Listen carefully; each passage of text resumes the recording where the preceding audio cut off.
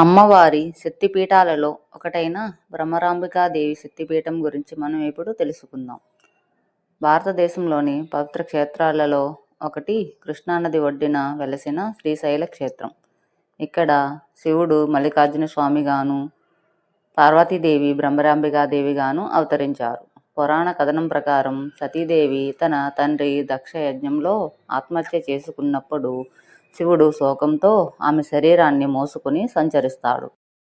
అప్పుడు విష్ణువు తన సుదర్శన చక్రంతో ఆ శరీరాన్ని కట్ చేయగా సతీదేవి చెంపభాగం శ్రీశైలంలో పడింది.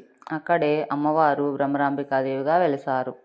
భ్రమర అంటే తేనెటీగ అని అర్థం. అమ్మవారు ఒకసారి అరుణాసురుడు అనే రాక్షసుని సంహరించడానికి తేనెటీగల రూపం ధరించి యుద్ధం చేశారు. ఆ రూపమే ఈ భ్రమరాంబికాదేవి రూపం.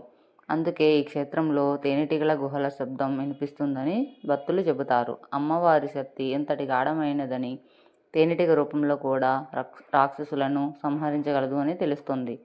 ఇక్కడ మరో మహిమ ఏమిటంటే ఇది భారతదేశంలో ఉన్న అరుదైన శివశక్తి కలయిక క్షేత్రం.